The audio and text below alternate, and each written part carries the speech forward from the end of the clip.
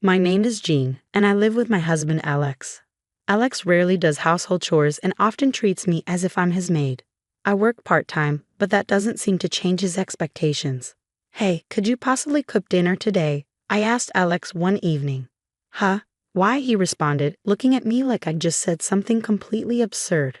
It looks like we're short-staffed today, and I might have to work overtime. Can you cook dinner for a change? I explained, hoping for some understanding. What are you whining about? I'm the one who brings home the bacon, right? It's only natural that you do all the housework, Alex replied, his tone dripping with superiority. His words left me speechless, and I didn't push the issue any further. Then, one day, as I was coming home, I was startled by a man's voice, calling out cheerfully, "Hey there, I'm home." It was my brother-in-law, Mike. Mike? What are you doing here? I asked, completely caught off guard. What do you mean? This is my house, he said, his words not matching reality at all. He seemed to be under the impression that he was at his parents' place. When I clarified that he wasn't at his folks' house, he just shrugged. Oh, if it's not, you should have just told me sooner. But I had told him that right from the start. Well, since you're here, make yourself at home, Alex said unexpectedly, welcoming his brother without hesitation. Wait, what? Why are you accepting this so easily? I protested, but Alex didn't seem to care, and so our life with Mike began. Mike, however, turned out to be incredibly rude. Hey Jean, I'm helping myself to the beer in the fridge, he announced, as if it were his home. I was shocked. He didn't even ask. When do you plan on leaving? It's already been 3 days, I asked cautiously. What? It's only been 3 days. Let me stay a bit longer, Mike replied, smiling as if nothing was wrong. Did he not understand that we didn't want him here? But that beer is Alex's, I started, trying to make a point. Then why don't we buy some more? He shot back casually, dismissing my concern. I wanted to argue, but I knew it would just be brushed off, so I stayed silent. A few days later, I asked Alex, when is your brother planning to leave? Huh? What are you talking about? My brother isn't leaving anytime soon, Alex said as if it were obvious. Apparently, Mike had a falling out with his parents and didn't want to go back home. I began to wonder if his earlier confusion about the house was an act. By the way, where's my beer? Alex suddenly asked. It's gone. Mike drank it, I replied. What? Go buy some more, right now, Alex demanded, his tone suddenly harsh. I had no choice but to comply. Just as I was about to leave, Mike called out, Oh Jean, if you're going shopping, get some snacks too. Why don't you buy them yourself? I asked, my patience wearing thin. Because it's just a hassle. As a housewife, you should handle it, he said dismissively, looking down on me as if I were nothing more than a servant. Enough is enough, I finally snapped, unable to tolerate his behavior any longer. Huh? Are you standing up to me? Mike's demeanor changed instantly, becoming menacing. Look, I'm not saying I want to stay here forever. I'm just asking to crash here for a bit, right? No need to get all worked up, he said, trying to downplay his imposition. Shut up, no buts. I responded, feeling the pressure from Mike's presence. Just then, Alex walked in. What's going on? Why are you arguing? He asked, looking between us. Because Mike refuses to leave our home, I explained. So what? It's fine if he stays, Alex replied nonchalantly. Besides, you can just buy more beer, can't you? Mike chimed in. Right. Feeling utterly defeated, I decided to drop it and went to buy the beer. But my passive acceptance only seemed to encourage Mike's increasingly obnoxious behavior. Hey Jean, beer, Mike called out, his voice grating on my nerves. Do you really think you'll get a beer talking to me like that? I snapped back. Huh? Are you defying me? Mike responded, his tone threatening. Before I knew it, a month had passed since Mike moved in. He had become as domineering as Alex, treating me like a mere servant. Well, isn't there a certain way to ask favors from others? Huh? What are you, a mere housewife, trying to tell me how to behave? Mike sneered, belittling me without hesitation. It was clear that Mike completely looked down on me. Just then, Alex called out from the entrance. Hey Jean, I'm off to play golf. You two have fun, he said casually. Wait a minute, alone with Mike? I asked, panic rising in my chest. Yeah. So what? Is there a problem? Alex replied, indifferent to my concerns. There's a big problem. Given Mike's recent behavior, it's obvious he's going to pull something. At least go play golf with Mike. I don't want to be alone with him. He doesn't do golf, Alex responded, ignoring my plea as he headed out the door. Huh, that's kind of hurtful. So you really don't want to be alone with me? Mike approached, a smirk on his face. When are you going to leave this house? You're treating me like a servant, I said, trying to stand my ground. Not like you are my servant, Mike finally admitted, his tone oozing with entitlement. I'm single after all. I've always wanted a servant like this. He genuinely seemed to believe that a housewife was nothing more than a servant. What a terrible man. I'm not a servant, I'm a proper housewife. I retorted, my voice shaking with frustration. What's the difference? Anyway, bring me some snacks. Hurry up, Mike ordered as he lounged on the couch. Outraged, I ignored him. But Mike, furious at my defiance, grabbed an ashtray and hurled it across the room. It shattered a glass shelf, missing me by mere inches. Hey, who do you think is in charge here? You're getting a bit too cheeky, aren't you? He snarled, his anger palpable. Feeling genuinely threatened, I reluctantly brought him the snacks and a fresh beer. Perfect. This is the life I've always wanted, he said, settling into the role of master of the house. I was terrified that if I didn't comply, he might throw something else. All I could do was wait for Alex to come home, praying for this nightmare to end. After several hours, Alex finally returned. Oh, Alex, I was so scared. I rushed to him, desperate for some support. Despite his usual domineering attitude, I thought he might finally come to my aid. But instead, he looked around and remarked, What happened to this room? It's a mess. He prioritized the state of the room over my distress. Well, Mike threw an ashtray, and I was scared. I tried to explain, hoping for some understanding. Huh? It didn't hit you, did it? Then it's no big deal, Alex said dismissively, as if my fear was insignificant. I couldn't believe it. What kind of husband says that when their wife might have been seriously hurt? Mike, adding insult to injury, chimed in. Hey, welcome home. Your wife trashed the room. What? It was you. I protested, but Alex, possibly drunk, refused to listen. Why are you blaming my brother? Alex scolded me instead, siding with Mike. No matter how desperately I insisted I wasn't at fault, Alex wouldn't hear it. He scolded me to take care of things and to take care of Mike. Drunk, Alex was even more troublesome, repeating the same things over and over. If I didn't at least pretend to listen, he'd get grumpy and start causing a scene.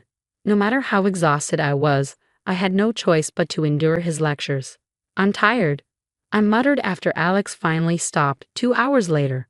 But even though I was completely worn out, Alex mercilessly asked, So what's for dinner? Didn't you eat out? I asked, hoping that somehow he had. Why would I eat out? You mean you haven't prepared anything? His tone grew more irritated. I had just been scolded for 2 hours. How could he possibly think I had time to cook? Oh, you're so useless. You're really a failure as a housewife, Alex sneered, not only criticizing my cooking but also negating my worth as a person. What on earth have I done to deserve this? I wondered aloud, my voice trembling with exhaustion and frustration. Mike, snickering from the sidelines, found the whole situation hilarious.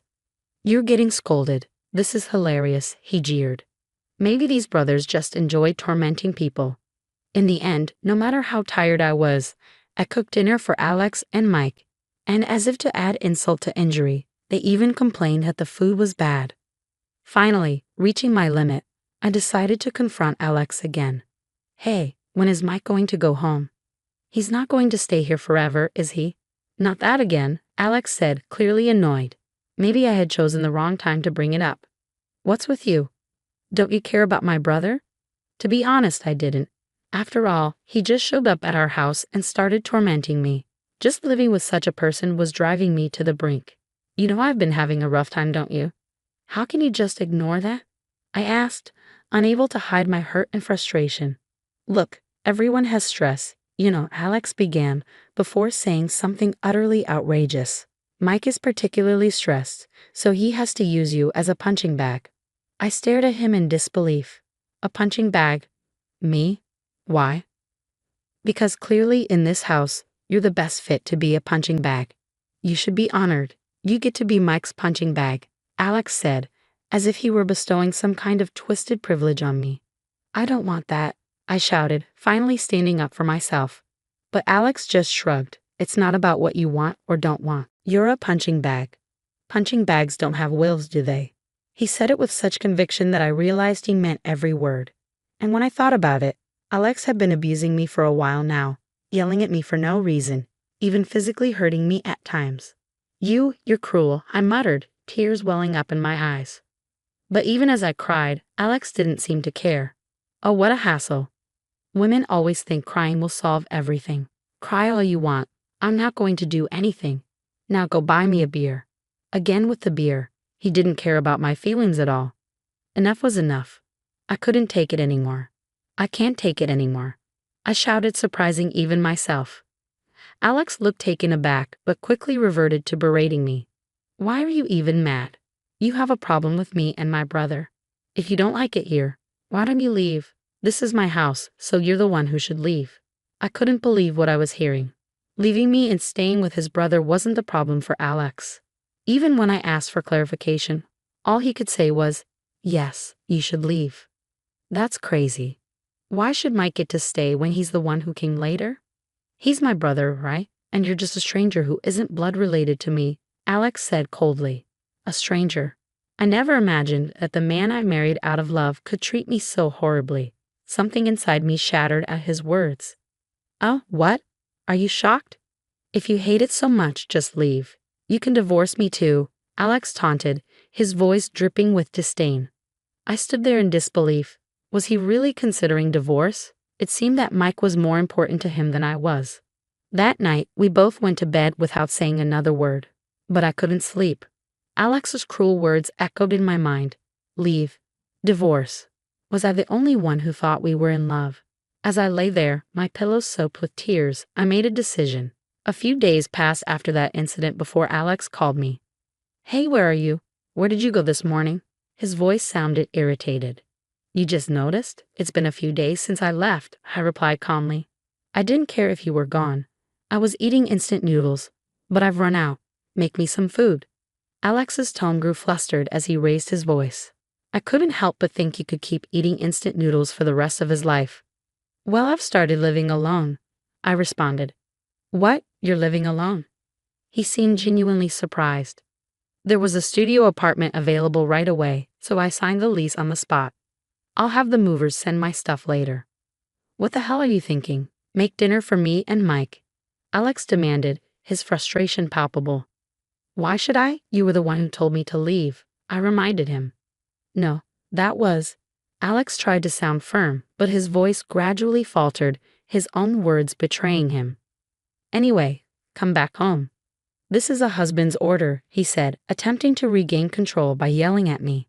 But strangely enough, I wasn't scared of Alex anymore. Why do I have to come back? There's nothing but unpleasantness for me if I return. Whether it's unpleasant or not doesn't matter. You're a servant in this house, he retorted. Again with the servant comment. Did these brothers really think I had no human rights? I was too flabbergasted to respond, so I decided to tell him about my decision. Alex, do you know I've decided to do as you said. What? What are you talking about? I'm getting a divorce. A divorce? He sounded shocked. How could he be so surprised when he was the one who had brought up the topic? Don't be ridiculous. There's no way I'm getting a divorce. I refuse, he snapped, unwilling to lose this convenient housekeeper. But his obnoxious behavior only strengthened my resolve. It's because of you and your brother. You've oppressed me this whole time, and I've been holding back. Perhaps realizing I was serious, Alex's voice began to tremble. Hey, you're joking, right? Are you seriously going to get a divorce? I'll go to your parents and convince them. What good would that do? I already talked to them. They won't listen to you. What? He sounded panicked, finally realizing the gravity of the situation. If only he had kicked out his brother and changed his ways sooner. Come on, please reconsider. My brother says he's sorry. These were the kinds of people who only apologized when they were in a pinch. There was no way I could trust their words of regret. I'm sorry, but I can't trust a word you say. I will never forget what you've done, nor do I intend to forgive it. Hearing this, Alex became even more desperate. Wait, please, I'm begging you. But I was done pleading. The more we talked, the more pathetic Alex seemed. Goodbye. We have nothing more to discuss. Wait, let's talk this out. Please don't go through with the divorce.